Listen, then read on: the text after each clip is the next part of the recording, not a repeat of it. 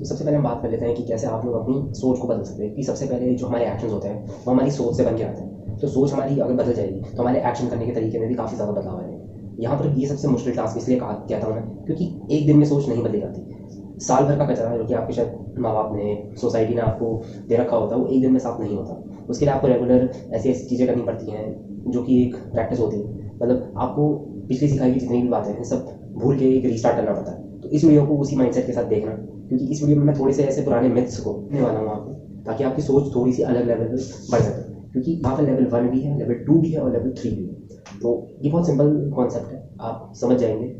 और इसको मैं एक बहुत ही कॉमन एग्जांपल से समझाना चाहूँगा कि आखिर एक जो सक्सेसफुल आदमी होता है उसकी सोच में और एक जो आलसी इंसान होता है उसकी सोच में क्या अंतर होता है। यहाँ पर सबसे पहले हमें ये देखना है कि सामने वाला इंसान अगर किसी काम को करता है तो उसके प्रति उसकी क्या क्या वो त्याग करने के लिए तैयार है। त्याग का मतलब होता है सेक्रीफाइसेस। मतलब एक काम को करने के लिए हमें क्या क्या सेक्रीफाइसेस करने पड़ेंगे, क्योंकि आप एक इंसान हो, मशीन है। आप सिंगल टास्क के लिए बने हो, ठीक है। आपका दिमाग सिर्फ एक जगह पर ही फोकस रख सकता है। आपका दिमाग कभी भी 2-3 जगह पर नहीं भाग सकता। वो काम रोबोट का है, मशीन का है, और आप मशीन नहीं हो। तो आपका ये काम रहता है कि आपका एक जगह पर फोकस है, क्योंकि तब आउटकम ज़्यादा मिलता है। तो उसके लिए जो बाकी के काम है हमें ऑब्वियसली छोड़ने पड़ेंगे। पर ऑब्वियसली जब तक उसके लिए वो एक बिल्कुल सबसे ज़्यादा इंपॉर्टेंट टास्क या फिर कोई गोल नहीं होगा तब तक तो नहीं करता। तो यहाँ पर सबसे ज़्यादा मैं जब लोगों से सुनता हूँ, मैं काफ़ी लोगों से सवाल पूछता हूँ कि आखिर तू जो करता है उसके लिए तो कितना सेक्रीफाइस देने के लिए तैयार है। मोस्ट ऑफ द टाइम कुछ लोगों के सुनने आता है कि मैं ये करता हूँ क्योंकि मेरा मन करता है, मेरा पैशन है। और कुछ लोग कहते हैं कि जब फ्री टाइम होता है मैं तब करता हूँ। कुछ लोग ऐसे भी मिल जाते हैं कि भैया वो अपना ऑलमोस्ट सब कुछ छोड़ छाड़ के यही करते हैं। और उनमें से कुछ ऐसे भी मिल जाते हैं जो कि पार्ट टाइम करते हैं। तो यहाँ पर हर एक का अलग अलग डेफिनेशन है सक्सेस का। खैर इसमें टाइम लिमिटेशन, बाउंडेशन बिल्कुल भी नहीं है। बट कुछ ऐसी चीज़ें होती हैं जो कि ना सक्सेसफुल आदमी को मिडिल क्लास से और लोअर मिडिल क्लास इन सबसे अलग करती है। क्योंकि इन सब में ना सेक्रीफाइसिंग वाली फीलिंग सबसे ज़्यादा जिसमें होगी ना एक गोल के प्रति, वही सबसे ज़्यादा आगे बढ़ पाता है। बिकॉज एट द लास्ट में ये उस बंदे की माइंडसेट की बात नहीं है, ये एक कंपटीशन का इलाका है जहाँ पे तुम जैसे ही 100 लोग हैं। अब बात है कि तुम कितना समय उस एक चीज़ को दे रहे हो ताकि तुम बाकियों से आगे निकलो। नहीं तो कोई पीछे से तो दूसरा आगे निकल ही जाएगा, और वैसे भी करोड़ों की आबादी है। तो यहाँ पर हमें चीज़ तो नहीं आती। खैर ऐसे तो बहुत सारे आपको लोग मिल जाएंगे, लेकिन मेरे को ऐसे 3 टाइप के लोग ज़्यादातर मिले जहाँ पर आपको शायद आसान लेवल 1 पे आ गए हैं, आई कैन डू दिस। हमें दिक्कत ही होती है तो उनका भी मन नहीं भरा। मतलब अभी वो जो काम कर रहे हैं वो उसी में संतुष्ट है। फॉर एग्जाम्पल अगर आप जॉब कर रहे हैं तो आप उसमें खुश हैं, तो आप ऑब्वियसली एक स्टार्टअप, एक दुकान तो नहीं खोलना चाहेंगे। आप सी आई कैन डू दिस वाले जो होते हैं, मतलब मैं कर सकता हूँ, जब टाइम मिलेगा मैं तब करूँगा। इन लोगों की जो माइंडसेट होता है इनका इतना हासिल करने वाला होता नहीं है।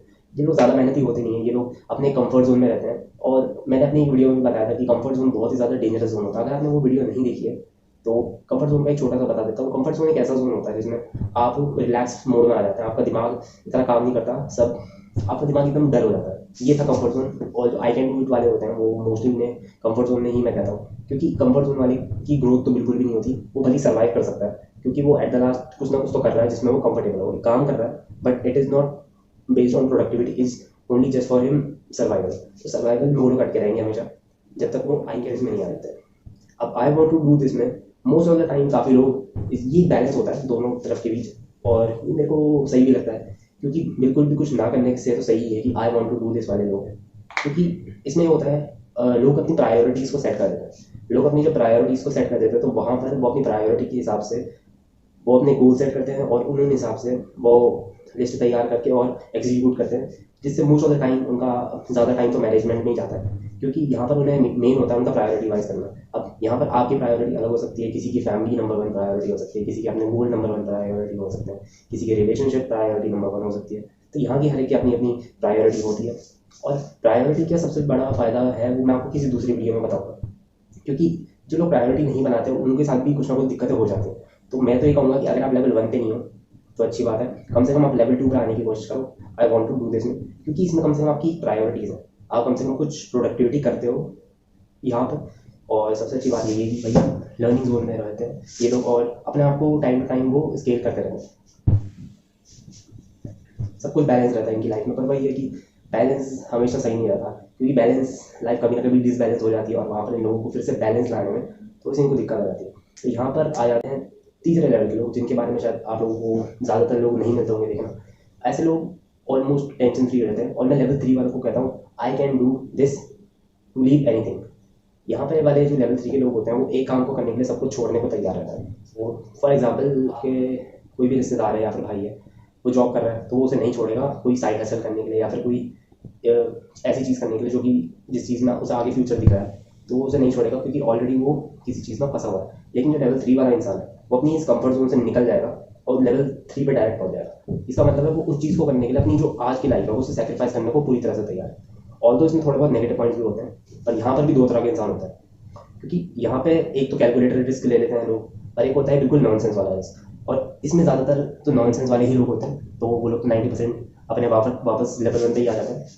लेकिन जो कैलकुलेटेड रिस्क लेते हैं वो लेवल 3 पे पहुंच के काफ़ी ज़्यादा अच्छे रिटर्न्स कमाते हैं, क्योंकि ये लेवल 2 और लेवल 1 से काफ़ी ज़्यादा एक अलग माइंडसेट वाले होते हैं। पहले तो ये लोग अपनी आसपास की कंडीशंस को इवैल्यूएट करते हैं कि सब कुछ हमारे यहाँ भी ठीक है कि नहीं, क्या मैं ये रिस्क ले सकता हूँ कि नहीं। तो उनके पास एक पहले से ही इमरजेंसी बैकअप होता है, तो जिसकी वजह से वो एग्जीक्यूट कर पाते हैं। और काफ़ी लोग देखा जाएगा ऐसे ही करते हैं जो स्लो लेन वाले होते हैं। लेकिन काफ़ी जो यंग लोग होते हैं उनके अंदर सबसे बेस्ट चीज़ ये होती है कि उनके पास रिस्क लेने की कैपेसिटी होती है। तो वो यहाँ पे अगर नॉनसेंस वाली हरकतें करते रहिए तो यहाँ पर वो अगर वापस आ ही जाते हैं तो कोई फ़र्क नहीं पड़ता। यंग लोग सबसे ज़्यादा इस चीज़ को ट्राई कर सकते हैं लेवल 3 पे जाने की। और वैसे तो अगर कोई इंटेलिजेंस से चलना चाहता है तो मेरी सजेशन तो यही होगा, लेवल 1 से लेवल 2 आने की कोशिश करो, लेवल 2 से लेवल 3 आने की कोशिश करो, क्योंकि वहाँ पर आप लोगों का जो रिस्क है वो कम हो जाएगा। और it's all up to you, या आपके ऊपर है रिस्क मैनेजमेंट। और जहाँ तक मैं देखता हूँ मैं भी लेवल 2 पे हूँ, लेवल 3 पे आने की मैं कोशिश कर रहा हूँ। और टाइम मैनेजमेंट ही अभी मेरे ज़्यादा बेटर है। और लेट्स सी क्या पता मैं लेवल 3 पर। सबसे पहले तो आता है आई कैन डू दिस वाले, जो इस वाले लेवल पे तो मैं बिल्कुल नहीं बोलूँगा कि आप रहिए, क्योंकि यहाँ पर ऑलमोस्ट वो वाले लोग होते हैं जो बिल्कुल ही आलसी रहते हैं। और आलसी का मतलब है बिल्कुल वो इंसान जो कि बस पबजी में लगे रहते हैं, 12 से 18 घंटे सोते हैं और बस, और उनका कुछ काम नहीं रहता, खाना पीना और सो जाना और बाकी मैस्टरबेशन करना, बाकी तो छोड़ो वो वाली बात है। लेवल 2 वालों के पास कम से कम प्रायोरिटी रहती है, ऑल्दो ये मिडिल क्लास रहते हैं बट इनकी प्रायोरिटीज़ इनके हिसाब से होती है। फॉर एग्जाम्पल मेरी प्रायोरिटी मेरी सेल्फ गोल्स हैं, मेरे गोल्स मेरे सबसे ज़्यादा मैटर करते हैं। मेरे सबसे नंबर 1 पे मेरी प्रायोरिटीज़ हैं, मेरा गोल, फिर मेरे मॉम, फिर मेरे भाई, और ऐसे करके मेरे 3-4 और ऐसे रिलेटिव्स हैं, फिर मतलब टॉप पे मैं हूँ और मेरे गोल्स हैं। उसके बाद मेरे कोई भी सेकंड थर्ड पर्सन आता है, तो उसके बाद मेरे रिलेशनशिप और बाकी सारे मेरे प्रायोरिटीज़ हैं। आप उस हिसाब से प्रायोरिटीज़ बनाइए। अगर आप चाहते हैं इसके ऊपर एक वीडियो बनाओ तो नीचे कमेंट कर देना और इस वीडियो को लाइक कर देना ताकि आगे भी मेरे को वीडियोज़ बनाने को मोटिवेशन मिल सके। और जो लेवल 3 के होते हैं वो थोड़ा सा हार्ड होता है, क्योंकि वो ऑल अबाउट रिस्क मैनेजमेंट, क्योंकि इसके लिए आपको हो सकता है कि आपको सब कुछ छोड़ना पड़े।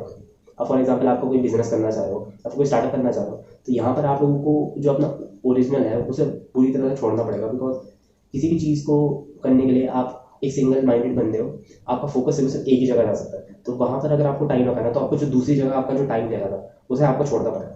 तो यहाँ पर जो लेवल 3 वाले, ऐसा बहुत कम लोग होते हैं कि यहाँ से भी लेवल 1 से लेवल 3 पे जा सके, क्योंकि सभी लोगों को डर लगता है, 90% लोगों को बहुत डर लगता है। तो वो स्टेप बाय स्टेप ही जाते हैं। लेवल 2 तक भी मोस्ट ऑफ द टाइम 30-40 साल तक ही लोग अभी लेवल 3 पर पहुँचते हैं, क्योंकि तब तक वो फाइनेंशियल स्ट्रॉन्ग हो जाते हैं, ऑलमोस्ट लाइफ में उन्होंने सब कुछ स्टेबल हो चुका होता है। तो 30-40 साल के बाद, लेकिन अब यहाँ पर एक्सपीरियंस की बात आ जाती है। जितना जल्दी आप रिस्क लेंगे उतना ही बेहतर होगा आपके लिए, क्योंकि लेवल 3 वालों के पास ना एक्सपीरियंस भी आ जाता है। और यंग लोगों को, अगर आप यंग हो तब तो मैं कहूँगा कि आप लेवल 3 में जाइए, क्योंकि यही वो एज है जहाँ पर आप अपनी एनर्जी को ना इन चीज़ों में लगा सकते हैं। लेवल 3 वाली चीज़ें मतलब जैसे कि स्टार्टअप हो गया, जहाँ पर आप खुद को घूमते हैं, एक्सप्लोर करते हैं। एक्सप्लोर करने वाली चीज़ों में ना बहुत रिस्क होता है। मान लो आप पहाड़ों पे जाना, आप अभी कभी आप घर से निकले नहीं है और आप पहाड़ों पे चले जाते हैं अकेले घूमने, मान लो केदारनाथ, बद्रीनाथ, राफ्टिंग, इन सब में एक वो चाहिए होता है विल पावर, क्योंकि इस समय आपकी विल पावर बहुत स्ट्रांग बन जाती है। लेवल 3 में सबसे ज़्यादा बेस्ट पार्ट ये होता है, क्योंकि जितना ज़्यादा आप रिस्क लेंगे उतना ज़्यादा ही आपकी विल पावर बढ़ती है उसको टैकल करने की। तो इसके ऊपर मैं किसी और टाइम पे वीडियो बनाऊंगा। यहाँ पर मैंने बता दिया कि इन तीनों में से आपको किस टाइप का इंसान बनना चाहिए। मेरे हिसाब से तो लेवल 3 सबसे बेस्ट है, बिकॉज यहाँ पर लेवल 3 का माइंडसेट अलग तरह से चलता है। 2 और 1 का तो सवाल ही नहीं होता। सब तक ले चलते हैं। यहाँ पर इन तीनों में से सबसे ज़्यादा सक्सेसफुल कौन लगता है आपको, ये नीचे कमेंट बॉक्स में आप बता दीजिएगा। इस चैनल को सब्सक्राइब कीजिएगा। ये जो ऐसी नॉलेजेबल वीडियोस होती है ना आपके लिए, जो मैं हर हफ्ते लानी था, इसमें भी थोड़ा सा टाइम लगता है। मैं अपने प्रायोरिटीज़ को सेट करके आपके लिए थोड़ा सा टाइम निकाल रहा हूँ, तो इतना तो हक बनता है कि आप इस वीडियो को एक लाइक दीजिए, नीचे चैनल है सब्सक्राइब का बटन दबाइए, नोटिफिकेशन बेल आइकन दबाइए, ताकि आप लोगों को मेरी वीडियो के नोटिफिकेशन सबसे पहले मिल सके। तब तक मैं चलता हूँ। See have a nice day and good bye.